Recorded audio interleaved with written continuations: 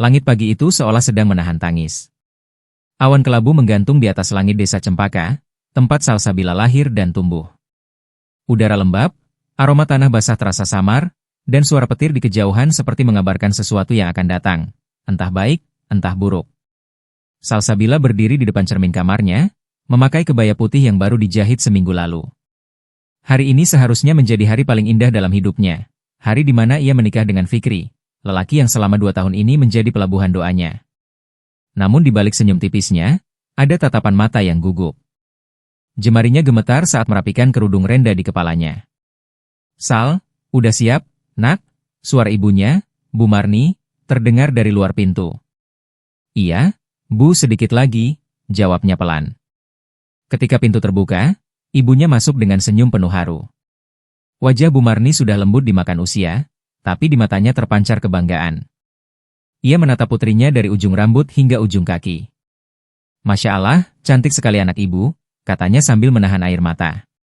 Salsabila menunduk, berusaha menyembunyikan degup di dadanya. "Ibu, kalau hujannya jadi turun, gimana?" Ibunya tersenyum tipis. "Hujan itu rahmat, nak. Jangan takut sama hujan. Kadang Tuhan kasih tanda cinta lewat rintik yang meneduhkan." Di luar kamar, suasana rumah sudah ramai. Para tetangga berdatangan membantu, anak-anak kecil berlarian sambil membawa bunga, dan di dapur suara panci berdenting.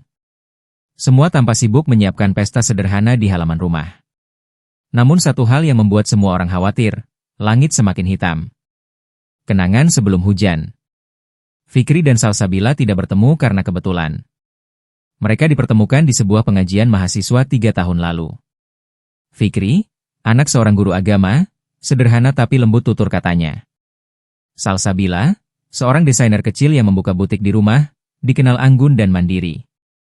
Pertemuan pertama mereka bukan di kafe, bukan di tempat romantis, melainkan di masjid kampus, saat sama-sama membantu menata kursi acara maulid. Fikri kala itu berkata pelan, "Kalau boleh saya bantu, biar cepat beres." Dan sejak hari itu, entah kenapa, nama Fikri menetap di dalam doa Salsabila. Hubungan mereka berjalan tenang, tidak banyak drama, tapi penuh keyakinan. Fikri melamar dengan cara yang sederhana, membawa keluarganya dan seikat bunga melati. "Saya datang bukan untuk membuat hidupmu sempurna, tapi untuk berjalan bersama menuju ridha Allah," katanya waktu itu. Salsabila menangis haru, dan sejak hari itu, semua rencana mulai disusun. Tanggal pernikahan, undangan, gaun, bahkan kursi tamu yang disusun rapi di halaman rumah. Namun siapa sangka, rencana manusia bisa hancur hanya karena langit berubah muram.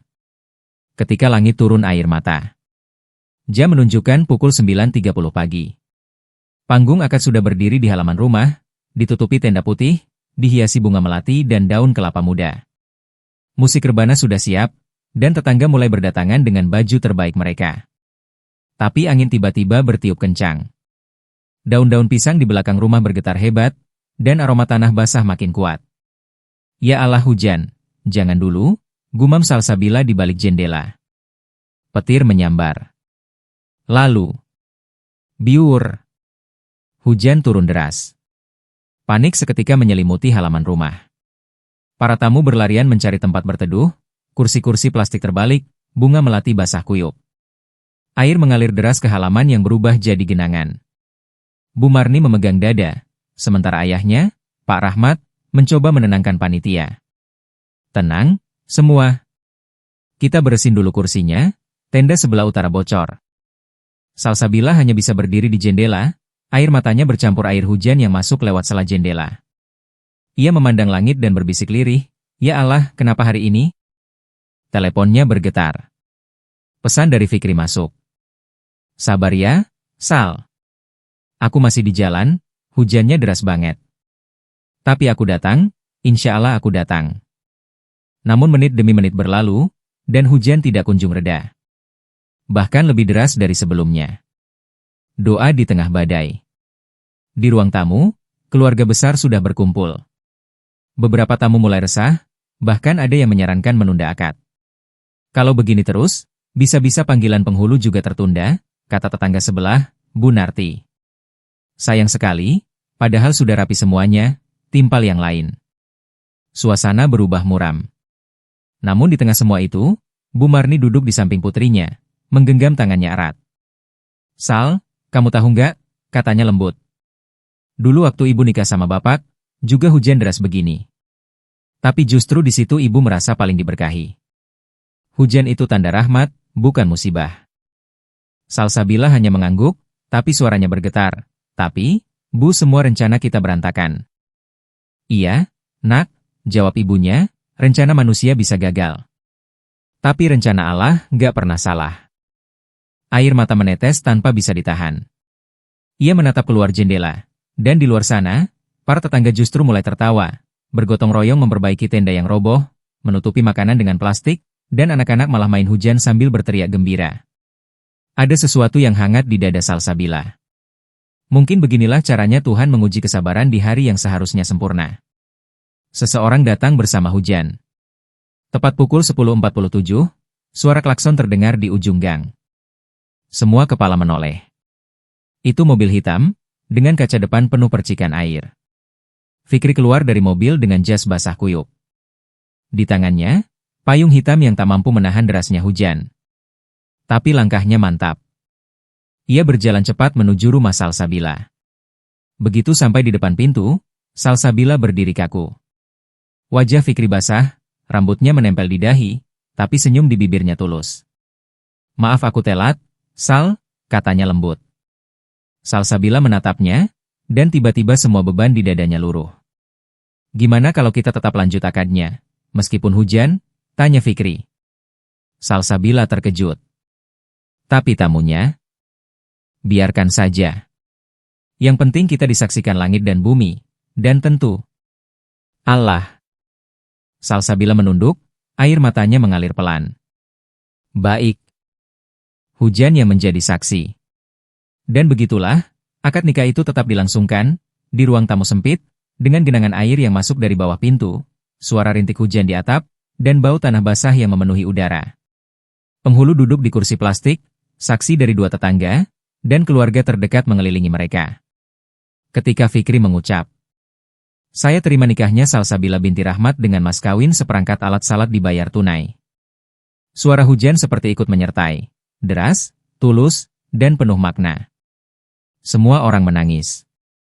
Bukan karena sedih, tapi karena indahnya takdir yang datang di luar rencana. Di balik hujan, ada doa yang dikabulkan. 2 hari setelah akad itu, langit akhirnya cerah. Burung-burung kembali bernyanyi di pepohonan depan rumah. Tanah yang kemarin tergenang mulai kering, dan aroma sisa hujan masih samar di udara. Namun, bagi Salsabila, kenangan hari itu tidak pernah akan sama. Setiap kali ia mendengar suara rintik, hatinya kembali pada detik ketika Fikri mengucap ijab kabul di bawah suara hujan. Detik di mana ia sadar, Tuhan sedang menulis kisah paling indah dengan caranya sendiri. 1 rumah, 1000 doa. Setelah menikah, Salsabila dan Fikri tinggal di rumah kecil di pinggir desa, tak jauh dari rumah orang tuanya. Rumah itu sederhana, berdinding bata, beratap seng, tapi penuh kehangatan. Fikri tetap bekerja sebagai guru di sekolah swasta, sementara Salsabila meneruskan usaha kecil butiknya. Mereka hidup dengan cukup, tapi bukan berlebihan. Setiap pagi, Fikri selalu berangkat sambil menatap istrinya yang sibuk di depan mesin jahit. "Doain aku ngajar hari ini lancar, ya?" katanya. "Selalu, Mas," jawab Salsabila dengan senyum. Tetangga-tetangga sering memuji mereka sebagai pasangan yang saling melengkapi. Bu Narti yang rumahnya di sebelah bahkan sering bilang, "Hujan waktu nikahan kalian itu ternyata doa, Sal." Rumah tanggamu adem, kayak rintik yang gak pernah berhenti menyejukkan. Salsabila hanya tersenyum. Tapi dalam hati, ia tahu, setiap hujan yang turun selalu punya arti baginya. Ujian setelah tenang. Namun tak semua kisah bahagia berjalan tanpa ujian. 6 bulan setelah pernikahan, Fikri mengalami musibah. Saat perjalanan pulang dari sekolah, motornya ditabrak oleh truk kecil di tikungan. Kabar itu datang sore hari. Salsabila sedang menjahit baju pelanggan ketika tetangganya datang tergesa-gesa. "Sal, Fikri, suamimu kecelakaan." Dunia Salsabila seakan runtuh seketika. Ia berlari tanpa alas kaki menuju puskesmas desa, hujan kembali turun entah sejak kapan. Rintiknya menusuk kulit, tapi hatinya lebih sakit dari apapun. Di depan ruang IGD, Ia menemukan Fikri terbaring lemah, dengan perban di kepala dan kaki yang terluka. "Mas," suaranya pecah, tangannya menggenggam jemari suaminya yang dingin. Fikri membuka mata perlahan. Senyum tipis terukir di bibirnya meski kesakitan. "Jangan nangis, Sal, aku nggak apa-apa." "Kamu berdarah, Mas." "Kamu?" Fikri memotong lembut, "Aku cuma mau bilang satu hal. Waktu hujan turun hari ini, aku ingat akad kita. Jangan takut sama hujan, ya? Tuhan selalu punya maksud." Salsabila menunduk, air matanya jatuh ke tangannya yang menggenggam perban. Malam penuh doa. Malam itu di rumah, Salsabila tak bisa tidur. Fikri sudah dibawa ke rumah sakit kabupaten untuk rawat lanjut. Ia duduk di sajadah, lampu redup, dan hujan turun lagi di luar jendela. "Ya Allah," suaranya lirih bergetar, "aku tidak pernah meminta hidup sempurna, tapi tolong jangan ambil dia dariku. Jika hujan adalah ujian, aku siap basah setiap hari, asal dia tetap di sisiku." Tangisnya pecah, dan di antara isak itu, terdengar ketukan di pintu. "Sal, ini ibu." Bu Marni masuk, membawa segelas air putih dan pelukan hangat. "Nak, kamu ingat waktu hari nikah?" katanya. "Kamu bilang takut karena semua rencana berantakan. Tapi ternyata, justru di hari itu, Tuhan memulai rencananya. Sekarang, mungkin ini kelanjutannya, Nak. Bukan untuk menghancurkanmu, tapi untuk menguatkanmu." Salsabila memeluk ibunya erat. "Ibu, aku takut kehilangan." "Tidak ada yang benar-benar hilang kalau diserahkan pada Tuhan, Nak." Malam itu, doa mereka naik bersama suara hujan, menembus langit dengan harapan yang sederhana. Semoga hujan kali ini membawa kesembuhan. Hujan yang menyembuhkan. Hari berganti minggu. Fikri perlahan membaik.